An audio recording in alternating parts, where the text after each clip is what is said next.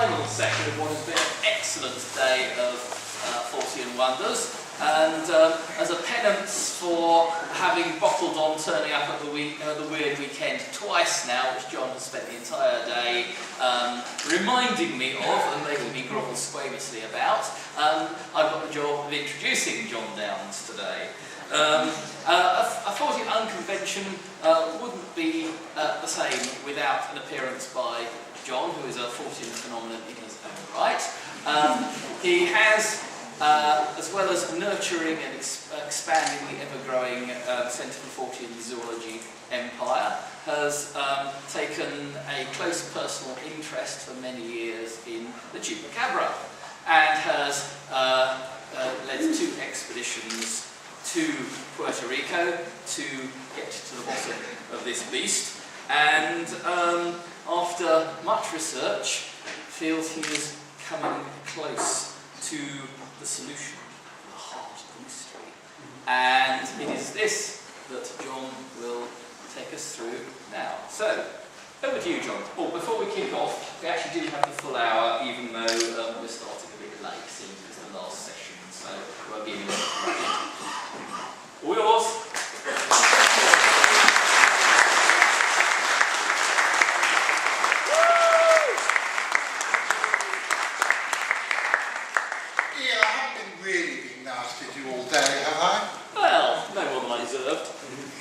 I'm glad you said that, Dibbo. I'm glad you said that.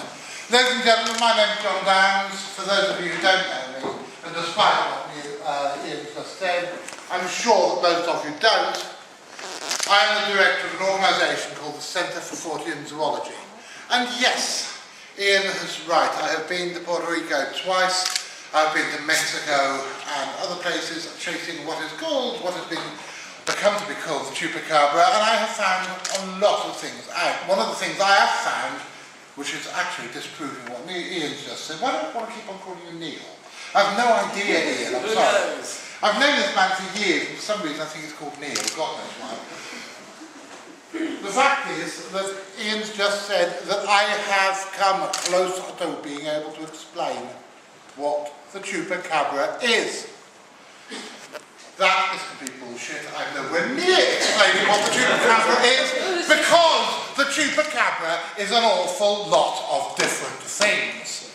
What I am going to tell you is what the strange bipedal creature which has been noted for the last 15 years on the Canovanas Plateau of Puerto Rico, and which once, when I was drunk on a stage at the previous convention, I described as being Sonic the Hedgehog on acid.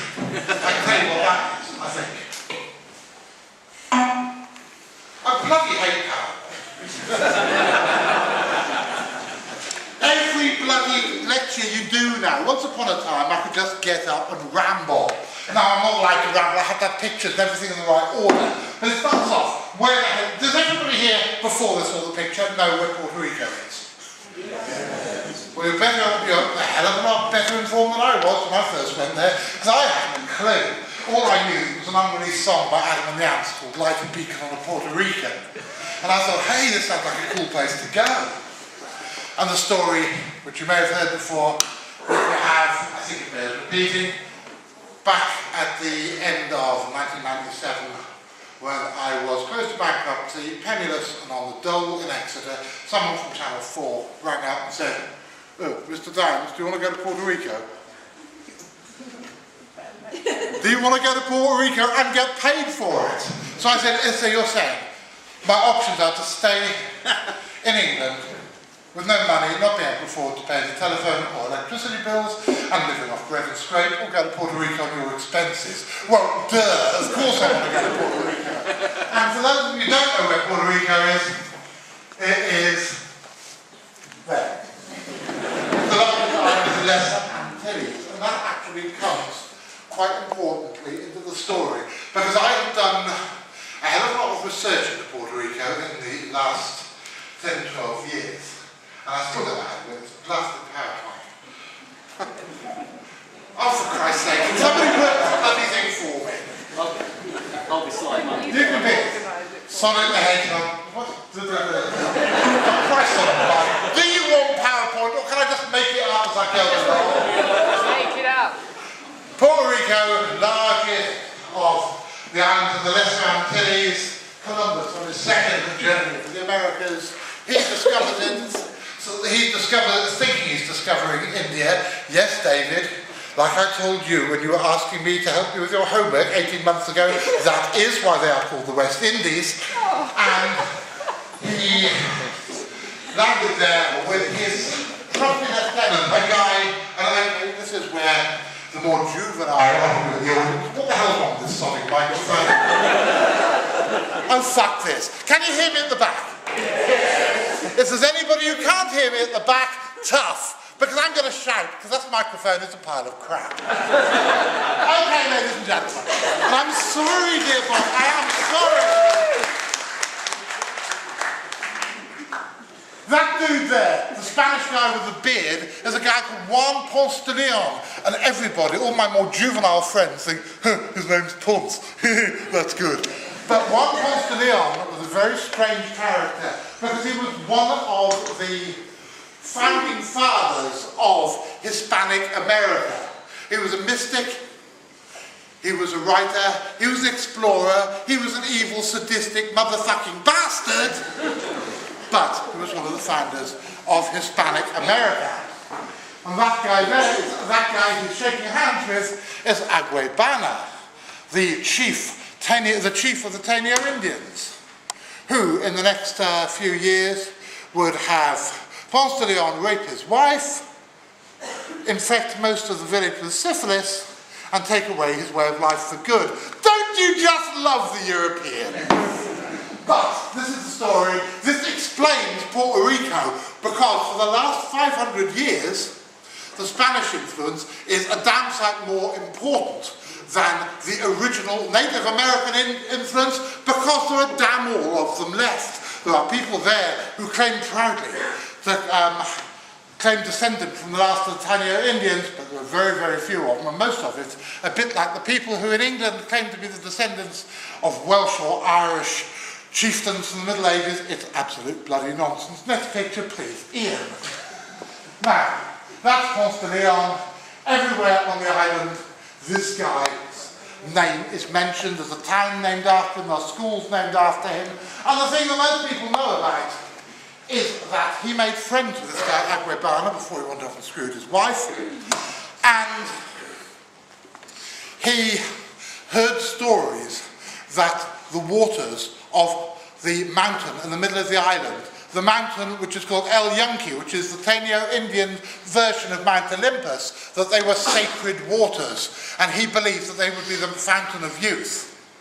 He also found out that some time later, after both his personal priest and the head shaman of the Taino Indians said it wasn't too good an idea to have raped Agüe Bana's wife, that he'd have to go look somewhere else for the fountain of youth. He found it, allegedly, somewhere in Bimini Atoll, and he got speared to death. End of him. It doesn't really matter, but we will come back to this later. Next picture, please.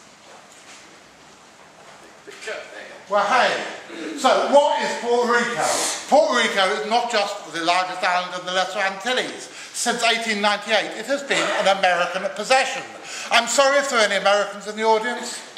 I'm not being nasty to you, but everything that your government has ever told you about, hey, we believe in liberty, we don't believe in empires, that's bullshit as well. Because at the end of the Spanish-American War of 1898, they got hold of the Philippines, which they kept until the 40s, they altered Guam, Puerto Rico, and various other places which are legally commonwealths. They are legally possessions of the United States. They neither have statehood nor self-determination. So, for the last 100 and something years, the influence of Spain, the influence of the Native American Caribbean culture, the influence of America have been jostling for attention. Add to that, that Puerto Rico was the great landing place for the slave trade from West Africa. So you add to this incredibly rich cultural mix, you add West African culture as well. Next. No, don't, I'm talking bullshit. This one here is the most famous image of the chupacabra. It was drawn by a guy called George Martin in 1995. Now, this is where things get weird. Picture this. We might have to come back to this one. What you got to remember about Puerto Rico is that the idea of a 4-foot-high bipedal, semi-kangaroo looking monster with spikes down its back is not particularly strange. It's not like you were saying this was happening in Hertfordshire, because Puerto Rico, through all their different cultural influences, is a land where monsters are commonplace. This is just one of many monster effigies, monster masks, monster carvings, which are carried through the streets as part of fiestas, part of holy days. And it's the thing that I have found most interesting about the whole ethos of the island is the way that European Christianity, West African religious practices, blatant capitalism, and the animist religions of the original inhabitants of the area have all got blended together. Next one, please.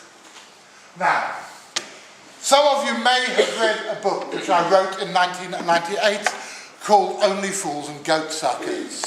It told the story of how me and my mate Graham, yes, I can see my wife sitting in the front row and wincing, but I should have said my mate Graham and I, but darling, if I can play fast and loose with the laws of English occasionally, it's a pretty good thing to do, I think.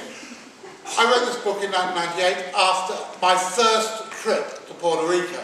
I was there for some weeks at the behest of Channel 4, and I came away from it believing that the chupacabra was a very real, though paranormal, phenomenon.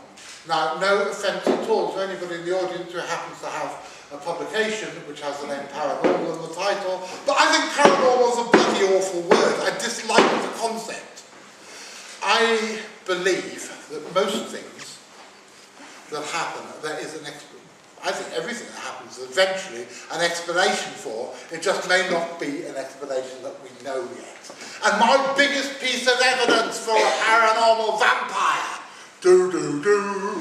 was that I had done an autopsy in a small farm in the Dorado district of Puerto Rico. And I've dined out on this for years, through all the years Buffy the Vampire Slayer, and I said, dudes, I'm not a vampire slayer, but I have done an autopsy on a vampire victim, which is what I truly believe to be the truth, because I cut up a dead and desiccated chicken. Its liver had been removed. There were no breaks. My stepdaughter is actually a vet. Well, nearly a vet. She's a trainee vet. Darling, what's it called, that membrane that goes between the body cavity and the thoracic cavity? The diaphragm. Thanks, babes. If the diaphragm was unbroken, the liver had been removed, there was only one exit wound from the body, and that was in the throat. And I truthfully believe, on the testimony of a dead chicken, that I had done an autopsy on the victim of a vampire. Trouble was, several years later, I discovered I probably hadn't done anything of the sort. Now, here you have Matthew Williams, Ken Thomas, Greg Bishop, me and Nick Redfern stoned in the Nevada desert. The trouble is, one of those people there is a born-again Christian who does not believe in marijuana. So, I snuck off with another person in that list, who shall remain nameless, and climbed, in those days I could still climb, to the top of that red sandstone lumpy bit above my head. I'm sure that the geologists in the audience will tell me what a red sandstone lumpy bit is. But I've got no idea. Let's just call it a red sandstone lumpy bit. And I climbed up to the top of it, where I found my first piece of evidence that I had been completely mistaken over the chicken in Puerto Rico. Because this is the testimony of an even more dead and a desiccated quail. Now, I'm sure, again, someone here in the audience is an ornithologist and will tell me that this is actually a Nevada bush partridge or something. I don't care, let's just call it a quail. But the interesting thing was, and I'm sure some of you, and by the way, I don't do recreational drugs anymore, but I'm sure some of you have been stoned, probably in Nevada, and you have been there, wow, and you just concentrate on stuff that's otherwise fairly irrelevant. And I watched a long column of red ants crawling in and out of the cloaca of that bird, removing its internal organs. Suddenly, I had what I believe psychologists call an aha experience. I had a knife in my pocket. It was a Swiss Army knife before anybody starts coming up with any weird conspiracy theories, but I cut this bloody thing up, and yes, it had no liver, there was no blood, diaphragm was unbroken, and once upon a time I would have said, oh, it is a vampire, it is a chupacabra. No, it was red ants. A year or so later, I found the same thing happening in England, and since then I've discovered on several occasions it is quite easy to have an exsanguinated corpse that has no liver. Yeah, the liver, the great vasculated, most highly vasculated organ in the body, big source of blood for the undead. It's also quite a good source of sustenance for ants. Now, in my first book, I came up with all this stuff about how all the witnesses I'd spoken had come up to me and said, Senor, it has the face of, how do you say, the devil. And that, I'm sure, all of you guys and all of you girls, everybody in this room, will recognise as the most easily recognised, the most obvious, iconic symbol of the devil. No, because I was making one really, really stupid mistake. I was being Anglo-centric, or possibly Western European-centric, because if you go to other places in the world, especially places where the mass religion of the country, which is still nominally Roman Catholic, has had all these inputs from Santeria, from Voodoo, from West Africa, from the South American mainland, and from the people who live there ordinarily, that is a devil mask. That comes from a church on the island, and that is, according to the people who showed it to me, and according to the art historian I met in a bar in Las Vegas, but that's another story. Gail's not the only art historian I've met in my life. However, she's the only one that bought me a drink. I always had to buy the other person a drink. But he showed me a book of Puerto Rican religious art and showed me that. That is the devil. But whereas, can we just go back to the previous picture, whereas that has the face of a goat, the goat of Mendes, possibly, or possibly just a Christianization of Canunos, the god of the woods. If you go to the other one, he don't have the face of a goat, he has the face of a rat. He has the face of a rodent. So, suddenly, all my evidence for there being something with the face of a devil senor, big, goaty sort of face, that can exsanguinate a body, was going out the window. Basically, that first book I had written about Puerto Rico was beginning to seem slightly nonsensical. It's still fun, it's still available from all good bookshops, and there's some really quite amusing bits about me getting pissed at Channel 4's expense, but I don't really recommend it to any of you, mainly because I've written the sequel, which has got an awful lot more things in it, and it's highly illustrated and comes from all good bookshops. We'll be talking about that later. Next picture, please. Here. Now, the testimony of the goat. Surely we all know what a goat is. We all know what a goat is, don't we? A goat is something that looks a bit like a sheep and it's got funny horny things and suddenly a beard. Now, I said at the beginning of this talk, I am not going to try and explain every chupacabra sighting and everything which is called a chupacabra all across Latin America. What I'm going to do is to tell you about the animal of the Canovenous Plateau. That is a goat, and so when you hear, it is the goat sacrificer who takes the blood out of the goats, You think this is what we're talking about. I was in Puerto Rico again 4 years ago. This time I was sober, which is always quite a good thing to do. And I was driving through with Nick Redfern through the high grassland plateau. And Nick suddenly braked, and I thought, what the bloody hell's happening? And these most extraordinary things, next picture please Ian, these most extraordinary things came trotting out. What the bloody hell are those? That, by the way, is not the picture that I took. The picture that I took is actually on my video camera, and until I get the right software to get the bloody thing off, I don't know how to do it. That's a picture I nicked off the internet, but it's reasonably descriptive of what these things look like. They look like a cross between an Eastern lamb and a guinea pig. And I said, what the hell are those? And our interpreter in the back seat of the Jeep said, oh, they're goats, senor. They're this size. Ridiculous little creatures.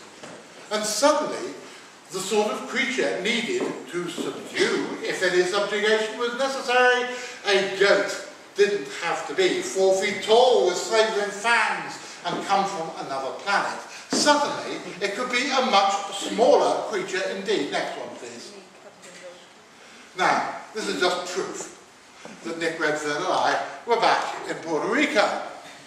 And as you can see from the picture on the right, I had adopted the our man in the Havana look.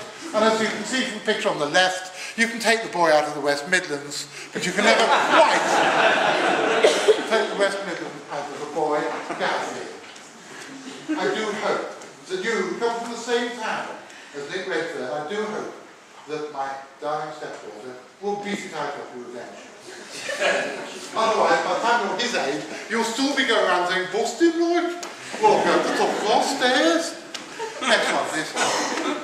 Doesn't that show two hard-working English scientists actually out on the trail of a monster?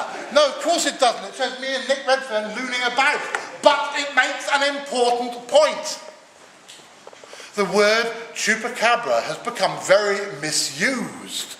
Now, once upon a time, the word bunyip in Australia meant one particular long-necked monster seen in one particular river or lake system. Now it means anything mysterious.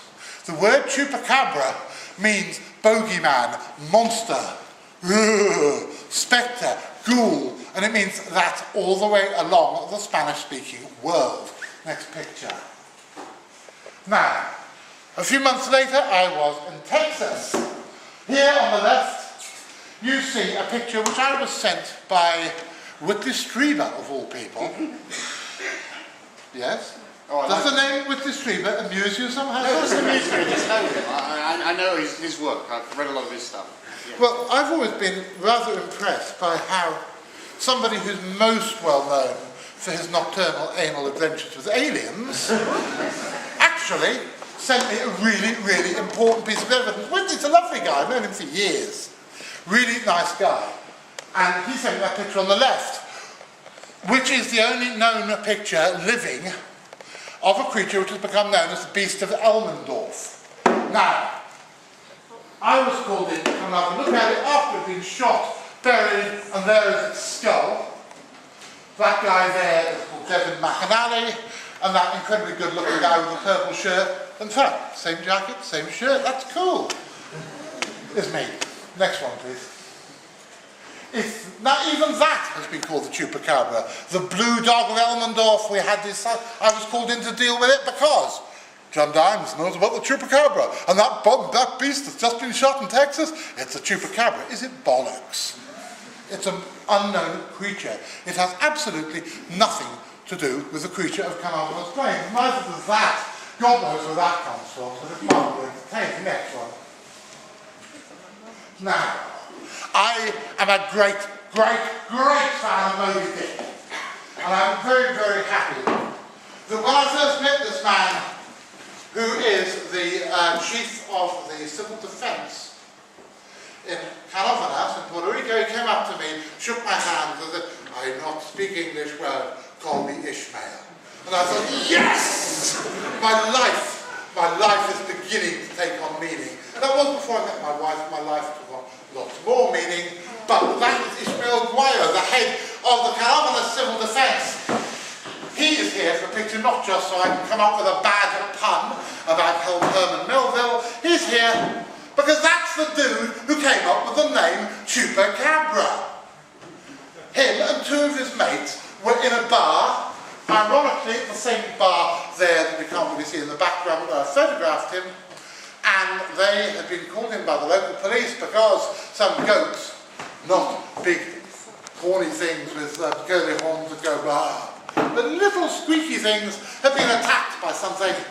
And he said, "Hey, what is this?"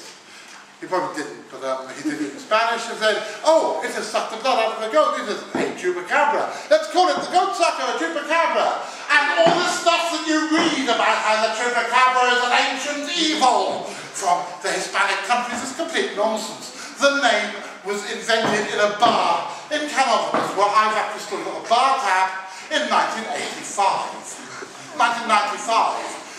The chupacabra sightings of the Sonic the Hedgehog on acid character go back to 1994. It is not an ancient evil. It has not been around for years. It's a relatively new phenomenon. Next picture, please. Now, giving you, is there anybody who's actually been to Puerto Rico? Isn't it fantastic?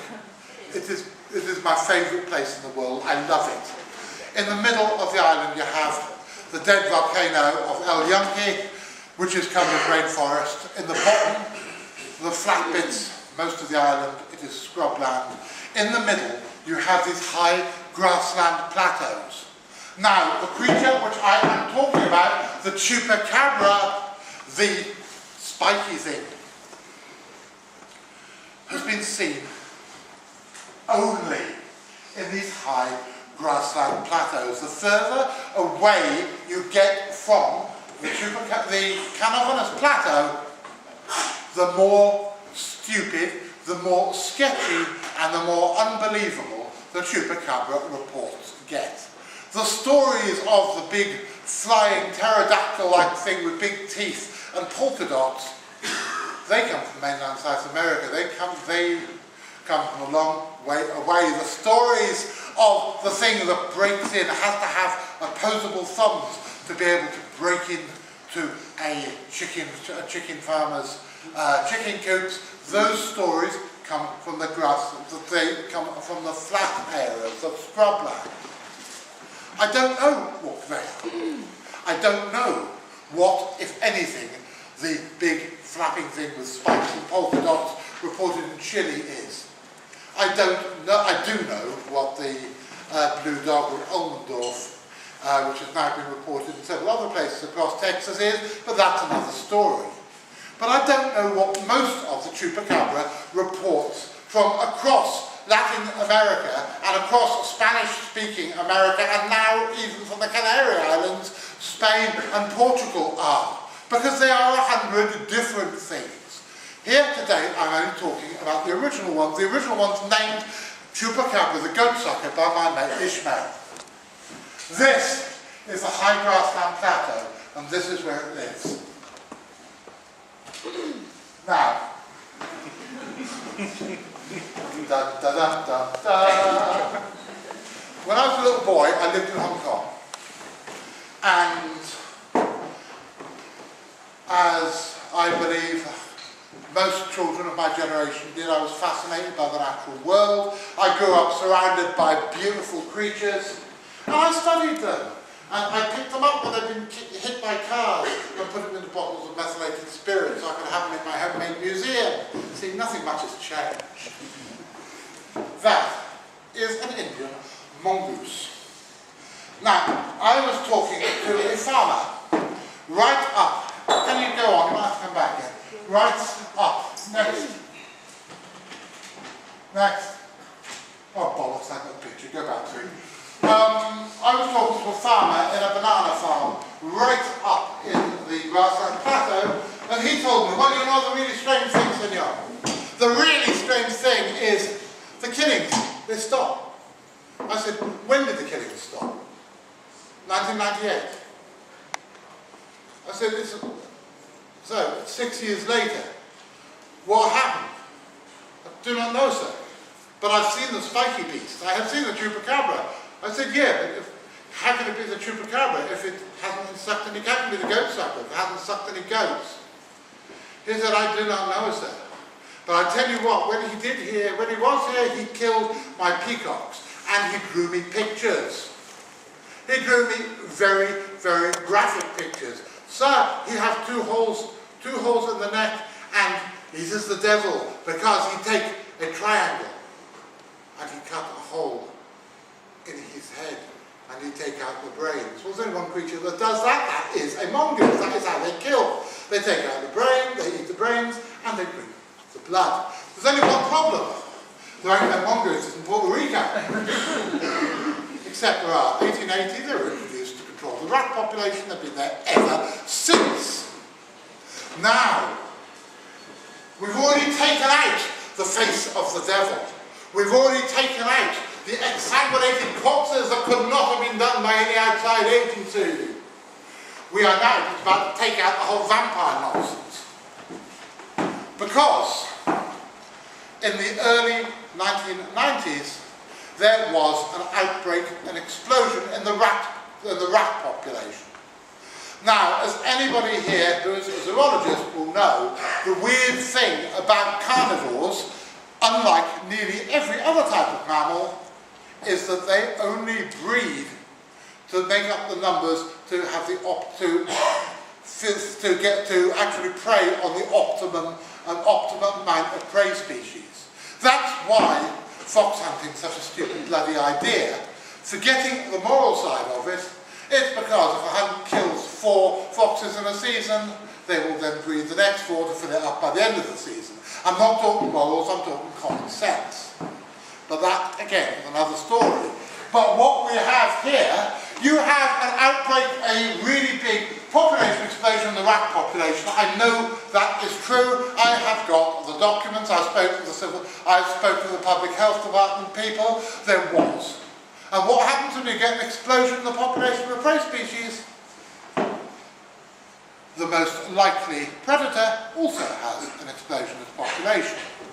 The only predator on the island of Puerto Rico is an introduced one, the Indian grey mongoose.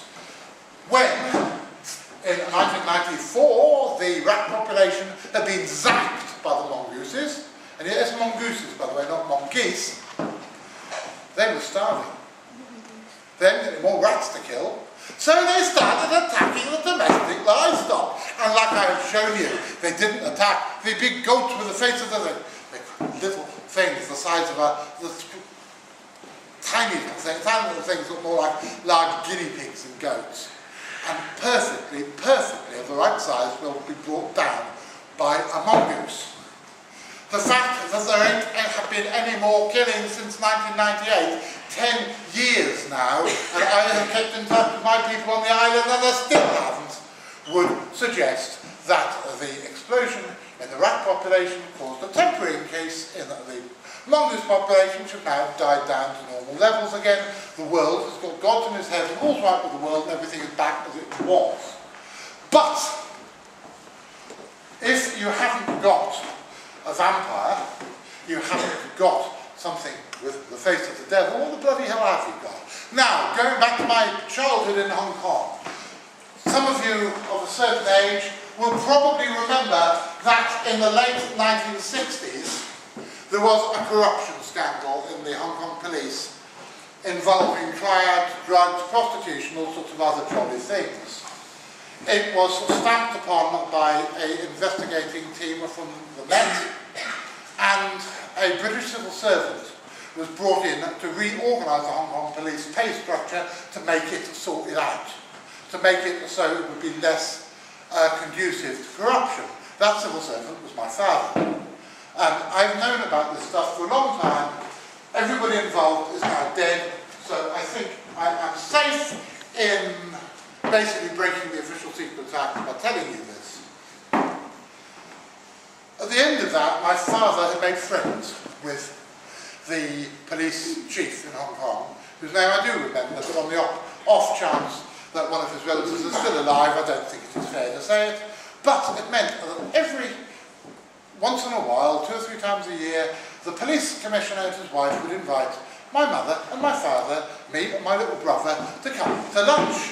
Now, one of the things you have to know about Hong Kong is it is very, very, very crowded. Nearly everybody lives in blocks of flats. We lived in a fairly expensive and luxurious apartment block, but it was still one that didn't have a garden. And so to be invited to one of the senior people's houses where there was a garden to play in was bloody fantastic. But I will always remember New Year's Day 1969. I remember it was that date for all sorts of reasons, mainly involving my memories of watching Star Trek, but that's another story.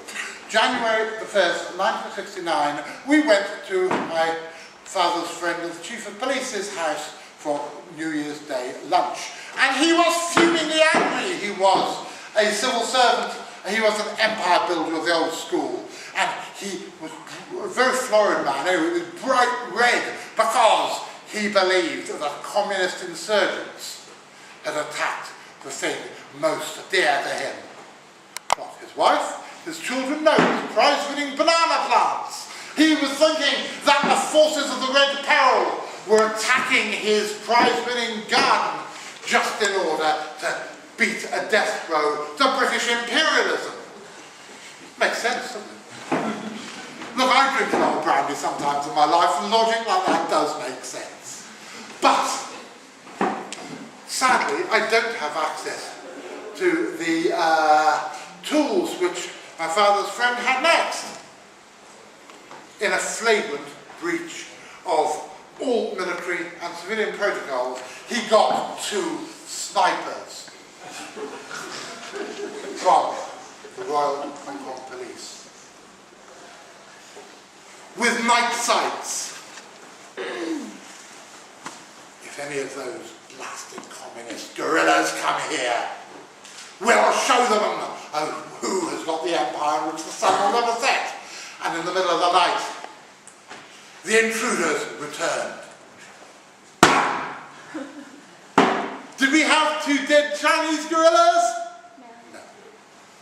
We had, next picture, 2 dead porcupines. Now, I remember this absolutely vividly to the day. Can we go back to, please? I told you I hate PowerPoint. Here you have a banana tree, and in the back of the plantation you can see the trunk of the banana tree. Next one, please. Here. And if you look closely, it doesn't come over very well in PowerPoint, but in my excellent book, available from the 2 lovely ladies in the front row from the stall down in the next room, there's quite a good picture, and you can even see where something has chewed it around. Because bananas don't have a trunk, don't have a woody trunk on most trees. They've got this weird pithy arrangement. Now, I started looking back. The attacks on banana trees, the attacks on domestic livestock, the chupacabra attacks don't go back further than 1994. True, there was another outbreak of vampiric stuff on another part of the island under totally different circumstances about 10 years before that. But like I said, I am not here to talk about vampires in Central America. I'm not here to talk about all the chupacabra reports. I'm here to explain the canovenous plateau ones. But there have been attacks on banana trees going back at least 50 years intermittently. And although the vampiric, or so-called vampiric killings stopped many years ago, the attacks on banana trees still continue. The most recent of which I know was in early September this year. So, next picture, please.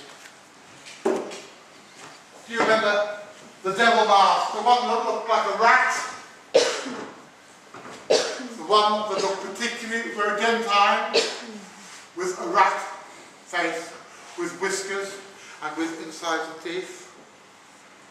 I don't think it takes too much of a leap of faith to suggest that there's something that, if it is not a porcupine, looks and acts like a porcupine, undiscovered in the high grassland plateaus of Canova. Next picture, please. Now, that is a shameless advert but it's not the end of the talk. Because it's one of the other things I hate about PowerPoint, is that these days you have to use PowerPoint. You have to have images for everything you say. I don't know who it was who said that a picture is worth 1,000 words, but I'm sure it was a dick. Because words are God's gift to his creation. Pictures are pretty ways of flashing out books and magazines without having to pay the author. And I ain't got pictures for the next bits.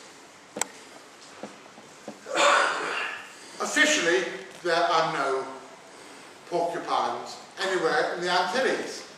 However, there is one fossil, well actually sub-fossil specimen, of something called the Lesser Antillean porcupine, which was known from one specimen found early in the 20th century. The specimen has been lost and probably destroyed many years since, but there was a porcupine, at least one species in the Lesser Antilles. Also, within historic times, there were all sorts of other creatures now extinct. There were all sorts of strange rodents of different sizes and shapes. It is not at all beyond the bounds of possibility that if there's not a porcupine, there's something that looks bloody like one living in Puerto Rico. But any of you who've read the blurb which I wrote up that's appeared in the what's it called, brochure program will know that I've said we've come to the truth, and the truth is pretty nasty. The truth is pretty nasty, but I'm sure you're going to think, well, it's not pretty nasty that he thinks he might have discovered a new species of porcupine. No, that's not pretty nasty at all. What is pretty nasty is that the way that the American government have taken what is a minor local mystery, and they've blown it out of all proportion.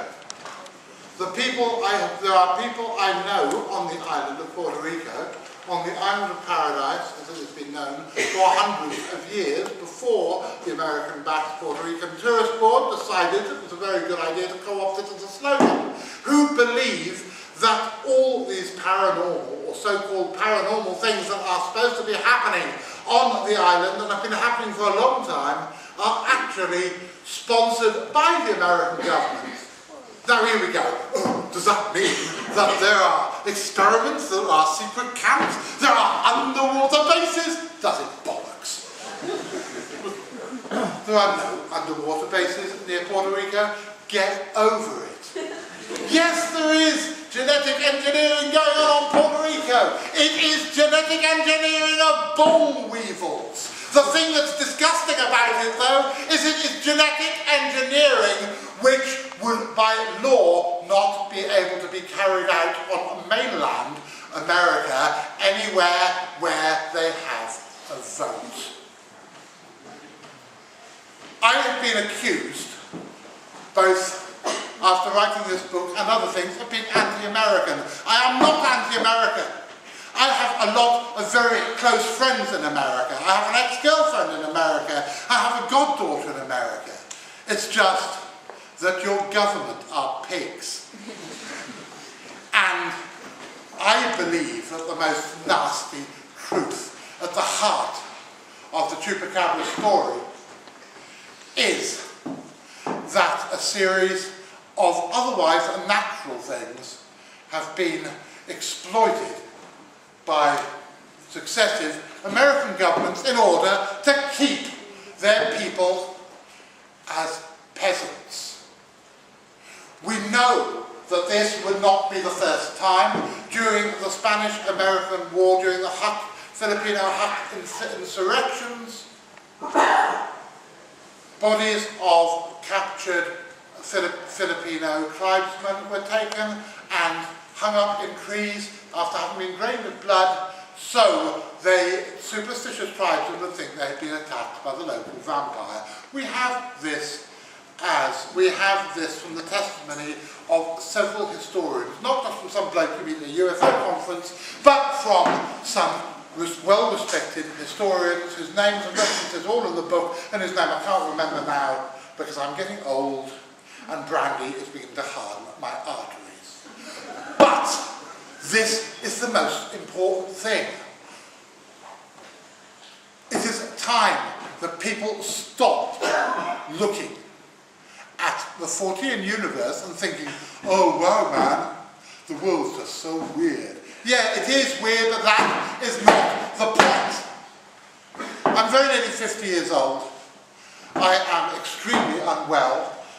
I first appeared at a Fortean Times conference, I think 12 years ago. I do not know if I will be alive in 12 years' time. It's mostly my fault. There are plenty of things I have done in my professional life of which I am ashamed. There's one thing in particular that I have done in my professional life of which I am ashamed. No, it isn't phoning up Lauren Coleman when I was pissed out of my brain at 4 in the morning. It wasn't turning up on this stage and being very rude to Ian when I was drunk here in 2003. Yes, I used to drink too much. Get over it. So what? I'm also not even ashamed of knowing this man. Everybody seems to think, because I'm a friend of Tim Matthews, oh my God, he knows some of the really weird people. Who cares? I'm not ashamed of any of that, but I am ashamed that for the first 5 or 6 years of my professional life as a Fortean zoologist, I did what so many people do, and I said, well, it all must be paranormal, man. The fact is, like it said on the X-Files, the truth is out there, and if you bother to look for it, the truth often does become self-evident. And I'm sure that all of you will agree, well, I'm sure most of you will agree, there will still be a couple of nutsoids in the back there who are going to think, oh, well, I'm sure it really is a genetic engineering thing from Alpha Centauri. But I'm sure you'll all agree with me that it is more of a likely hypothesis to suppose that there is a new species of semi-bipedal rodent, which may have spikes coming out of its back, that lives off banana trees, than that the American government have been using back-engineered alien technology to create a hybrid of robot monster superweapons. I think you'll agree with me that a porcupine, or something that looks like a porcupine, is a little bit more likely. Might not be so much fun, might not sell so many paperbacks, but it is a little more likely. Now, over the years, I've had a lot of people come to me and they've been saying, but John, what's happened to the CFZ? It's changed. Well, of course it's goddamn changed. The CFZ is like an ancient monument. It's either got to be updated or scrapped. Yes, it has changed, and it's changed a lot in the last 5 years. The main reason it changed was, back in 2005, my elderly father was taken ill. I left the CFZ house in Exeter, moved up to the house in North Devon to look after him, and when he died, I decided to keep the house. I'm basically an elderly hippie in not very good health, and I decided that I was going to start winding down a bit. I thought, hey, we'll have a weird weekend out here at the community centre. It doesn't matter, 40, 50 people turn up, it'll be fun. But sod it, I can't be bothered to move to Exeter anymore. I can't be bothered to go back and forwards to Exeter. And that the people who say that we should hold it in London, oh, sod that. Who's going to hold a convention in London, for God's sake? But, much to my surprise, like it so often does in my life, it all went tits up, and I found myself working far harder now than I ever have. It's because I have been confronted by stuff which I actually find seriously disturbing. I went to Puerto Rico for the second time thinking, oh, I'm just going to go and see what's there. Maybe it's paranormal, maybe it's not paranormal. I came back finding that I had... the book is full of stuff. I'm not going to try and distill one of the strands of a 380-page book in 50 minutes of me swearing and bouncing up and down and talking nonsense. But I have unearthed an enormous amount of very disturbing stuff. But on the home front, back in the village where my wife and I are happy to live, I have come across some even more disturbing stuff. When we did the first Weird Weekend there, much to my amazement, 150 people turned up. It made a large profit, everybody was happy, everybody liked it. And I started getting kids from the village coming and saying, here, what can we do to help? and I started doing community projects with some of the children. I am absolutely goddamn appalled when I find a little boy of 12 comes to me, wants to do stuff with animals, wants to study mysteries, wants to be a monster hunter and doesn't know the names of any of the continents. I am absolutely appalled. David, I'm sorry, mate. I'm not having a go at you, it's having a go at the educational system which your poor dear parents are paying for. I was doing some species labels for the zoo that my darling wife owns a share in. Dave comes and said, "What's a New World monkey?" I said, "The monkey that comes from the New World, you twit." What's the New World? I said that I was absolutely appalled. I had a word with a friend of mine who has a degree in zoology. He said, "Oh, well, these days, the fact that you have the old and new world isn't seen as very important." What? He then told me, because I was talking about something else, he then said to me, because I was talking about something that lived in Indochina, "Oh, well, these days they think Indochina and China are the same place." Oh, for fuck's sake. Is something really, really, really wrong when a long-haired anarchist hippie who only stopped taking recreational drugs because the mixture of heroin and diabetes would have killed me even quicker, stands up as somebody championing proper knowledge, proper education. And now, despite the fact I wanted to retire, I do stuff. I am doing community work, I am doing youth group stuff, I am working with kids, and this is all getting out of bloody control. So when people say to me, "John, why do we have families at the weekend? Why do we have kids there?" It's simple. Because it is time to get out of the ghetto. I have had a great time. I love coming to Uncon. I love it. It's my favourite weekend of the year. I enjoy it even more than the weird weekend because I don't have to do any work. I can wander around talking to people, having a few drinks, and get up and wave my arms around for an hour. I don't have to pick up the pieces afterwards. It's fantastic. I love it here. But, and this is no slight on Fortean Times, on Ian or any of the organisers, there are less people here than there were 10 years ago. It's not because these guys are doing anything wrong, it's because less people are interested in this subject. It is because 10 years ago you would have a steady stream of school leavers who were interested in trying to push back the boundaries of human knowledge in a slightly weird way. Now you don't.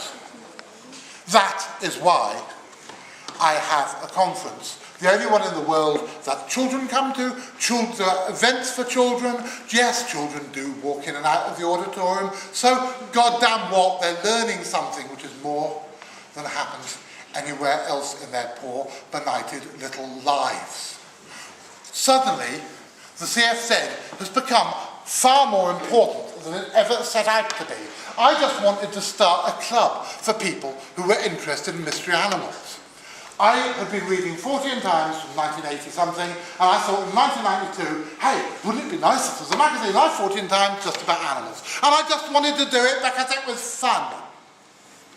Now, we are the biggest in the world.